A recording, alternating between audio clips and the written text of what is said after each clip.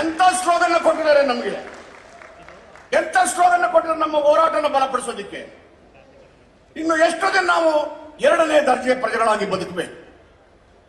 ಅದಕ್ಕೆ ಬಂಧುಗಳೇ, ಯಾವ ಸಮುದಾಯಕ್ಕೆ ನಾಯಕತ್ವ ಇರೋದಿಲ್ಲೋ ಆ ಸಮುದಾಯ ಅನಾಥ ಆಗುತ್ತೆ ಅಂತ ಬಾಬಾ ಸಾಹೇಬ್ ಅಂಬೇಡ್ಕರ್ ಹೇಳಿದ್ದಾರೆ. The community which has no leadership will become an orphan. Baba Saheb Ambedkar ಹೇಳಿದ್ದಾರೆ. ಪೋಪ್ ಜಾನ್ ಬೆನೆಡಿಕ್ಟು ವೆಸ್ಟ್ ಬೆಂಗಾಲ್ಗೆ ಬರ್ತಾರೆ, ಫ್ಲೈಟ್ ಇಂದ ಇಳಿತಾರೆ. ಫ್ಲೈಟ್ ಇಂದ ಇಳಿದು ಭಾರತದ ಮಣ್ಣನ್ನು ಮುಟ್ತಾರೆ, ಸ್ಪರ್ಶ ಮಾಡಿ ಮುತ್ತು ಕೊಡ್ತಾರೆ. ಅವ್ರು ಹೇಳಿದ ಮಾತೇನು? India is a great country where Buddha was born. India is a great country where Buddha was born. ಇಂಡಿಯಾದಲ್ಲಿ ಇರೋರು ಯಾರು? 85% ನಾವು ಶೂದ್ರರು, ದಲಿತರು, ಮಹಿಳೆಯರು.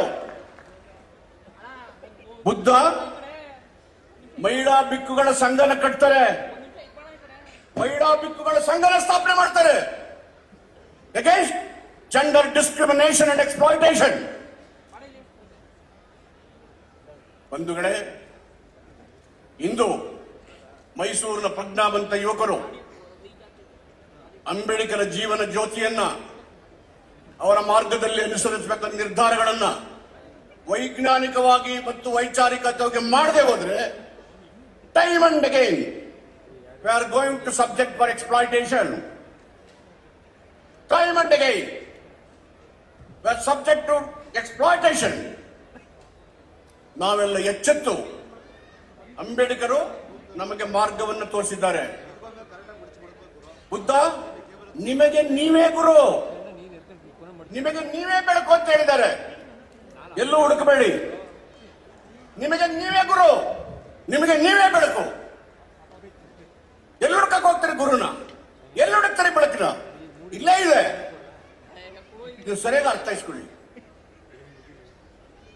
ಭಾರತ ದೇಶ ನಮ್ದು, ನಮ್ಮ ದೇಶ. ಈ ದೇಶದ ಮೂಲ ನಿವಾಸಿಗಳು ನಾವು. ಯಾವುದೇ ಕಾರಣಕ್ಕೆ ಎರಡನೇ ದರ್ಜೆ ಪ್ರಜೆಗಳಾಗಿ ಬದುಕಲಿಕ್ಕೆ ನಾವು ಪ್ರಯತ್ನ ಮಾಡಬಾರದು. ದೊಣ್ಣೆ, ಕೋಲು, ಗನ್ನು ನಮ್ಮ ಲೇಖನದ ಶಕ್ತಿಯನ್ನ ಅಳಿಸಿ ಹಾಕಲಿಕ್ಕೆ ಅವಕಾಶ ಕೊಡಬಾರದು.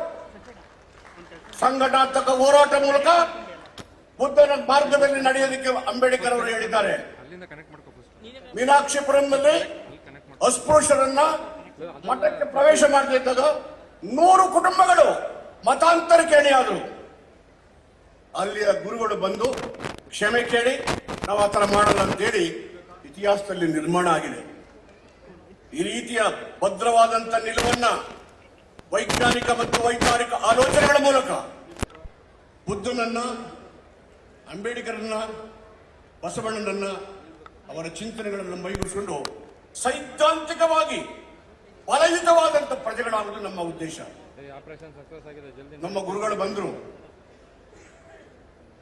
ಸಾವಿರಾರು ಕಿಲೋಮೀಟರ್ ಬೀದರಿಂದ ವ್ಯಾಪಾರ ಮಾಡಿದ್ರು. ನಮ್ಮ ಬುದ್ಧರ ಒಂದು ಮಾಡಿ ನಮ್ಗೆ ಹಣ ಕೊಡಬೇಕು ಅಂತೇಳಿ ಬಜೆಟ್ ನಡೀತಾ ಪ್ರಾರಂಭ ಆಗ್ತಿತ್ತು. ಮುಖ್ಯಮಂತ್ರಿಗಳು ಹೋದೆ.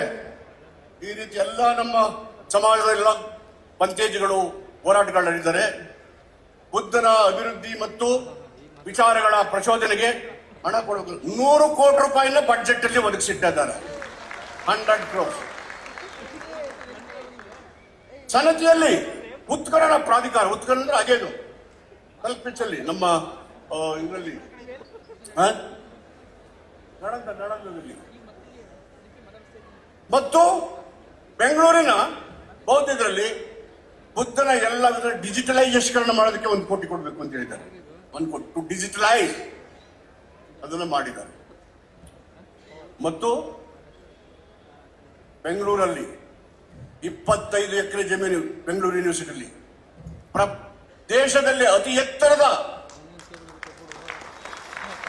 ಅಂಬೇಡ್ಕರ್ ಅವರ ಪ್ರತಿಮೆ ನಿರ್ಮಾಣ ಮಾಡಿ 500 ಕೋಟಿ ಖರ್ಚು ಮಾಡಿ ಕಟ್ಟಕ್ಕೆ ಹೇಳಿದ್ದಾರೆ.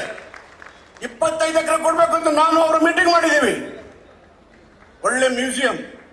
ನೀವು ಮಾತಾಡಿದ ಎಲ್ಲ ಸಂದೇಶಗಳನ್ನ ಅಲ್ಲಿ ಪ್ರಚಾರಪಡಿಸಿ ನಮ್ಮ ಯುವಜನರಿಗೆ ಪ್ರೇರಣಾ ಶಕ್ತಿ ಆಗಬೇಕು. ಮೈಸೂರಲ್ಲಿ 10 ಎಕರೆ ಇಲ್ವಾಲದಲ್ಲಿ ಗುರುತಿಸಿದ್ದಾರೆ ಸಿಎಂ ಹೇಳಿ. ಗುಂಡಲಪೇಟೆಯಲ್ಲಿ 50 ಎಕರೆ ಗುರುತಿಸಿದ್ದೀವಿ. ಎಲ್ಲ ನಿಮ್ಮ ಚಟುವಟಿಕೆಗಳು ಮಾಡಬೇಕು ಅಂತ ಹೇಳಿ. ಇಂದು ಮೈಸೂರಿನಲ್ಲಿ ಪೂಜ್ಯ ಬಂತೀಜಿಯವರು, ಪೂಜ್ಯ ಜ್ಞಾನಪ್ರಕಾಶ್ ಸ್ವಾಮೀಜಿಯವರು, ನನ್ನ ಸಹೋದರಂತ ಪುರುಷೋತ್ತಮ್ ನನಗೆ ಬಂದು ಹೇಳ್ತಾ ಇದ್ರು. ನಾನು ಮೀಟಿಂಗ್ ಮಾಡ್ತಿದ್ದೆ. ನಮ್ಮ ಮಾವಡಿ ಶಂಕರ್, ಸುಬ್ಬು ವಲಯರ್ ಮತ್ತೆ ಸುರೇಶ್ ಇವರೆಲ್ಲ ಇದ್ರು. ನವಬುದ್ಧರಿಗೆ ಮೀಸಲಾತಿ ಇಲ್ಲ ಅಂತೇಳಿ ಇವ್ರು ಹೇಳಿದ್ಮೇಲೆ ನೆಕ್ಸ್ಟ್ ಡೇನೇ ಆರ್ಡರ್ ಇಶ್ಯೂ ಮಾಡಿದೆ. ಸಿಎಂ ಗಮನಕ್ಕೆ ತಂದೆ. 2013-19 ಮಾಡಿದ್ದು ಅಂತೇಳಿ ಇಮಿಡಿಯೇಟ್ ಆಗಿ ಇಶ್ಯೂ ಮಾಡುವಂದ್ರು. ಆ ಇಶ್ಯೂಡ್ ಇವರೆಲ್ಲರಿಗೂ ಮೀಸಲಾತಿ ಸಿಗಬೇಕು ಅಂತ. ಈಗ ಬಂಧುಗಳೇ, ನಾನು ಹೈಸ್ಕೂಲ್ ಓದ್ತಿದ್ದೆ. ಯಾರಾದರೂ ನಮ್ಮ ಸಮುದಾಯವನ್ನ ಅವಹೇಳನಕಾರಿ ಮಾತಾಡಿದ್ರೆ ಅನ್ಟಚಬಲ್ ಕೇಸ್ ಹಾಕ್ಸ್ತಾ ಇದೆ ವಲಯ ಮಾದಿಗಂಡು. What is misery. ನಮಗೆ ನಾವೇ ವಲಯ ಮಾದಿಗಂತ ಸನ್ನಿವೇಶಕ್ಕೆ ಬಂದಿದ್ದೇವೆ. It's a shame on everybody's part. It's a shame on everybody part.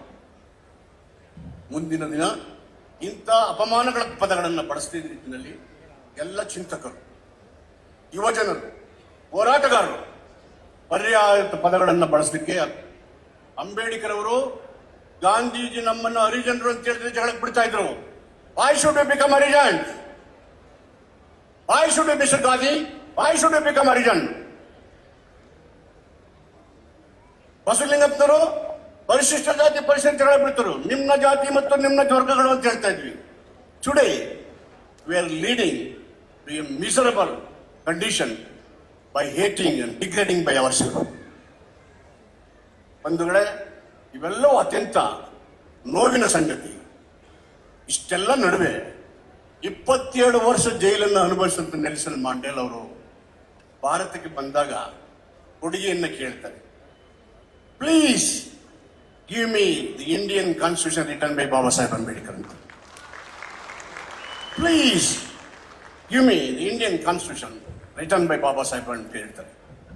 ಇಂಥ ಸಂವಿಧಾನ ಇದೆ. ಅಂಬೇಡ್ಕರ್ ಏನು ಹೇಳಿದ್ದಾರೆ?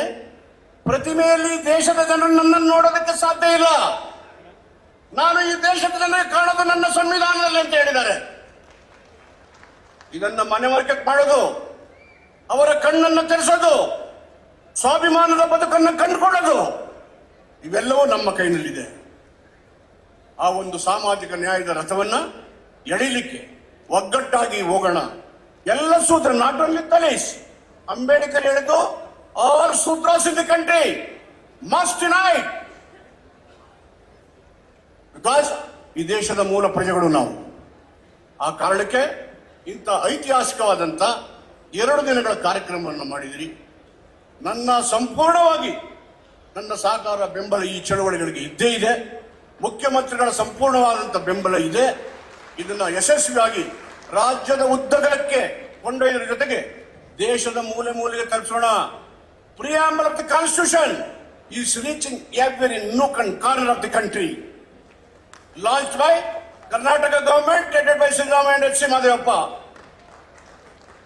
ಎಂಥ ಪರಿಣಾಮವನ್ನು ಬೀರ್ತಿದೆ ಅನ್ನೋದನ್ನು ಗಮನದಲ್ಲಿಟ್ಟು ಇಂಥ ಒಂದು ಐತಿಹಾಸಿಕ ಕಾರ್ಯವನ್ನು ಸಂಘಟನೆ ಮಾಡಿದಂಥ ಉತ್ತಮ ಅವರಿಗೆ, ಜ್ಞಾನಪ್ರಕಾಶ್ ಸ್ವಾಮೀಜಿ ಅವರಿಗೆ, ಮಾದೇವ ಸ್ವಾಮಿ ಅವರಿಗೆ, ನನ್ನೆಲ್ಲ ಹೆಸರು ಹೇಳ್ತಾರೆ. ನಿಮಗೆ ನನ್ನ ಹೃದಯಪೂರ್ವಕವಾದಂಥ ಅಭಿನಂದನೆಗಳು ಹೇಳಿ ಈ ನನ್ನ ಮಾತನ್ನು ಕೇಳಿದ ತಮ್ಮೆಲ್ಲರಿಗೂ ಧನ್ಯವಾದಗಳು ಹೇಳಿ ನನ್ನ ಮಾತನ್ನು ಮುಕ್ತಾಯ ಮಾಡ್ತೇನೆ. ಜೈ ಭೀಮ್.